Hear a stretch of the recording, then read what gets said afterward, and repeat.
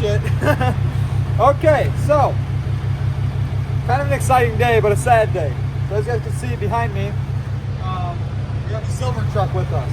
Now, what that means is, yes, it's leaving, unfortunately. It is now relocating itself back to Texas. So we're going to fill up the third gen. We have a road trip ahead of us. So right now we're somewhere in Illinois. My car is probably going to get denied. Okay, pump one definitely does not work. Bruh. No! God, please, no! Come on, bro. We don't have time for the gas pump to be broken already. Anyways, yeah, we're going to Texas / Arkansas. We're dropping off the silver truck. That is going to its new home. And then we are going to grab the mega cab, throw that on the trailer, and truck back to Indiana. And then possibly go down to Florida. I don't know. I have a lot planned for this week. It is currently Sunday at about 4:27. We're 7.5 hours away. And the gas pumps just don't work. So I gotta get a snack while you go to that pump and fill up. A few moments later.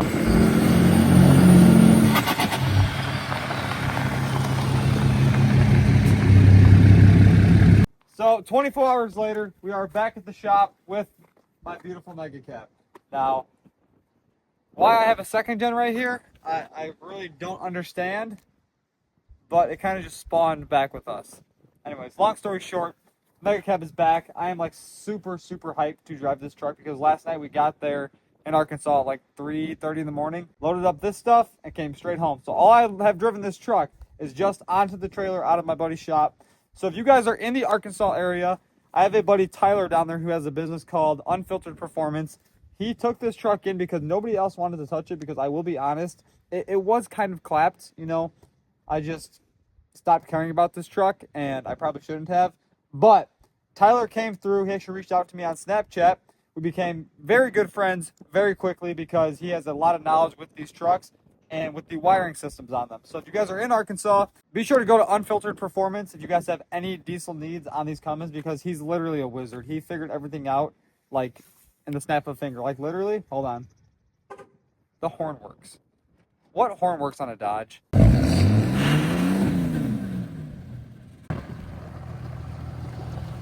Note to self. Don't buy an O'Reilly's clutch.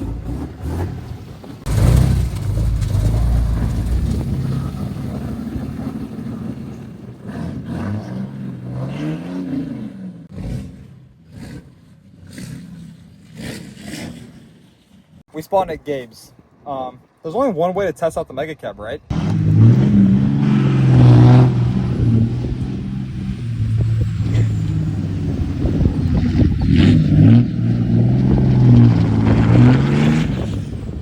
Jesus Christ.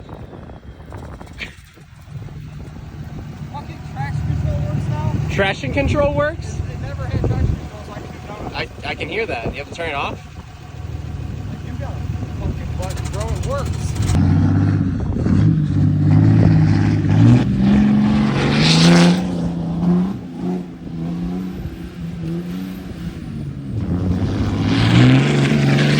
Holy shit!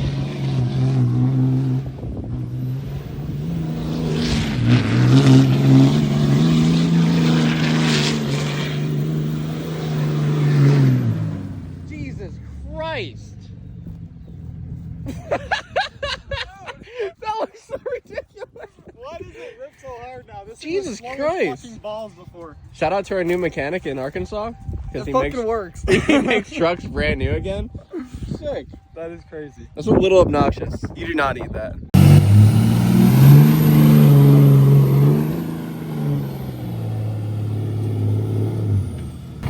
What happened? It's in limp mode.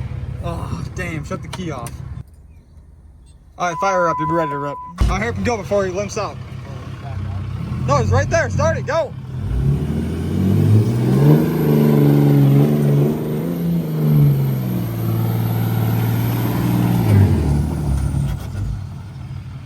Did you limp it out again? All right, try it again.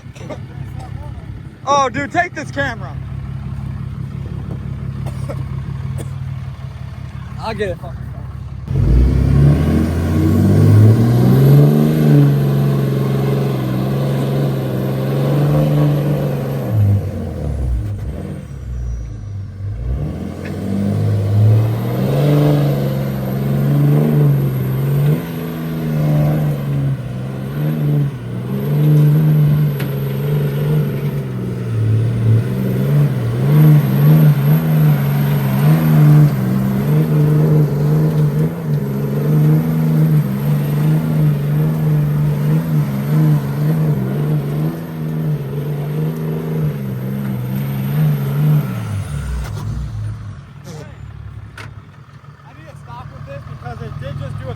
2-hour road trip like an hour ago.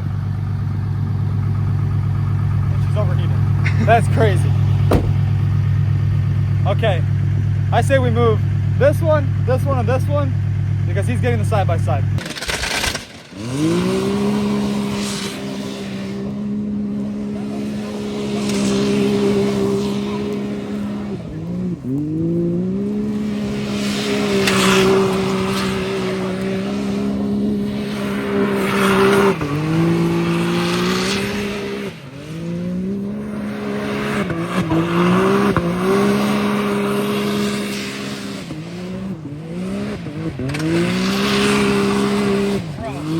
He is going to break that thing. See, this is why me and Gabe can't both have cool shit at the same time.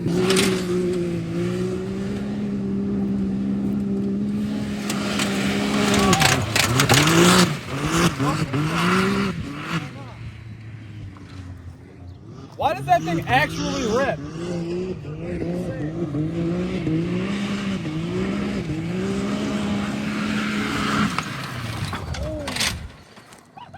Dude. You just died? He came this far off the front of my truck. I don't hear your truck. And I went like this and I was sliding backwards for like a solid 100 feet. It's the rubber band tires. It has like the like lip of the wheel. What do you call it? Hypotenuse? Yeah, the hypotenuse of the circle. Oh shit. It wasn't me. No, I didn't even do anything. It wasn't me. It was Brandon. Huh? The duck? No, I missed the duck. I buried my duck. One of them died. But you got another one because they were up recall. The duck died? Yeah. It got recalled. No, the one duck probably killed the other duck. You know, I kind of bought these wheels to sell them. And now they're on a side-by-side that I do donuts in. And almost flipped it. I genuinely almost just flipped it. But that would have been hilarious because I had my I seatbelt thought you were on. going in the tree. I'm not going to flip it with you again.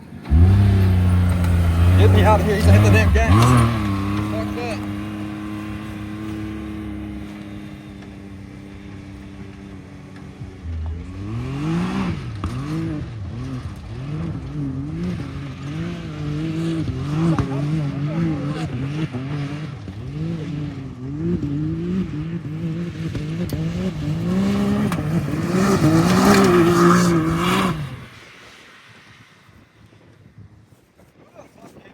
Any type of money?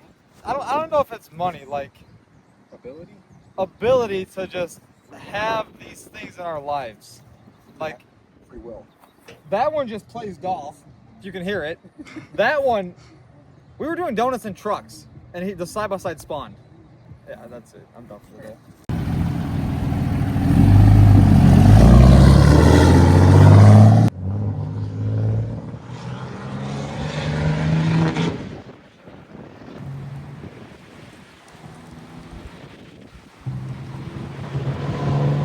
Alright, so obviously you guys have seen this truck doing donuts in the video because, you know, we kind of get carried away very, very fast. It's kind of crazy to drive this thing now because there's literally no lights on the dash. The fuel gauge works. Like, come on. The fuel gauge has never worked on this truck. So, I'm going to slap that sucker in the hot tube and see what this thing's got.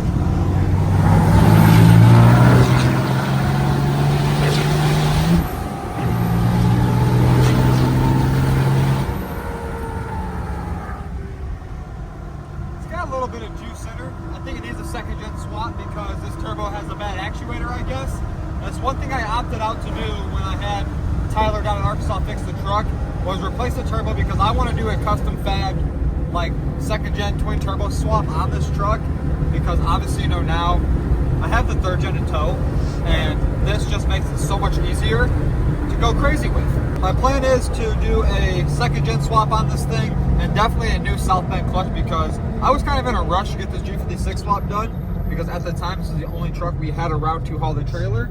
So I went to O'Reilly's, I bought a heavy duty O'Reilly's clutch and I already regret it. It hasn't slipped yet, but it's gonna end up blowing itself out. So that will need upgraded. But this thing literally runs and drives amazing. The freaking horn works. Actually, I think he said cruise control works as well, which would be insane. G56 swapped, okay? Like I was saying, this thing was kind of low-key clapped, but everything works now. So all it needs, to my knowledge, is the turbo and a steering box, because the steering box is from like 1920, and the turbo is probably from 1920 as well. So we're gonna slap a steering box on this thing.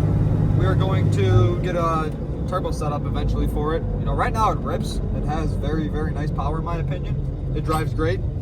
I still have yet to do the air ride setup in the rear to haul the gooseneck better, but eventually we'll get to that. I'm kind of putting like this build on hold with like the suspension because we do have the cabin chassis. And you know, it's nice just getting in a bone stock truck and just driving where you want to go. Like, I don't know why I drove this today, because I have been driving the cabin chassis and this truck's been back for like 3 days.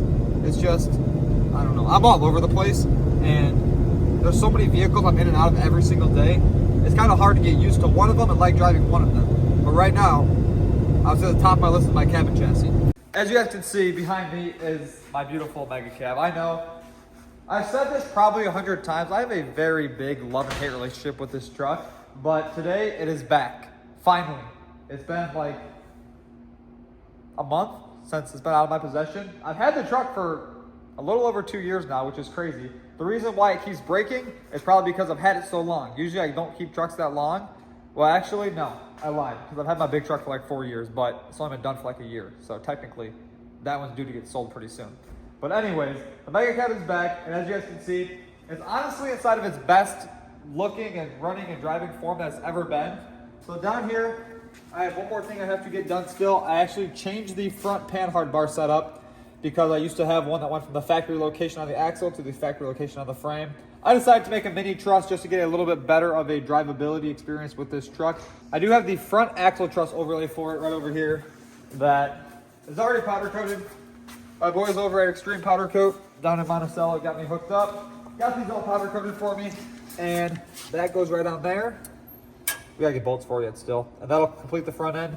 I still have to get some time to take off this front bar and get that powder coated blue. Like I was saying, I did swap it out, so you know, it just never made its way to powder coat when I did the whole lift. The truck has brand new hubs, rotors, pads, calipers, all new bolts. Everything on the steering is brand new, minus the steering box, because you know, Dodge steering boxes are all garbage. So that will be replaced at some point. But come over here. Right now it is on a 22 by 12 up front with the 40-15-50 on it.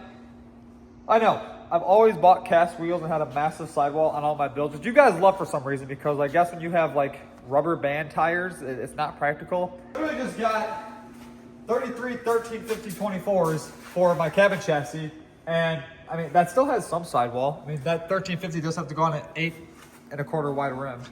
So for those of you who say you need sidewall to tow, you're wrong. I'm probably going to regret saying that, but you are wrong. I've towed on 26s and 35s across this country, 3-inch spacers, 44-foot gooseneck. Actually, with this truck and 2 monster trucks on it, 0 problems.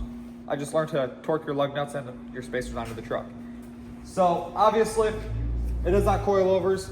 It has the 4-link front arms, your rear traction bars. Back here we have monstrous dually tires, dually wheels on it. Full 5-inch exhaust.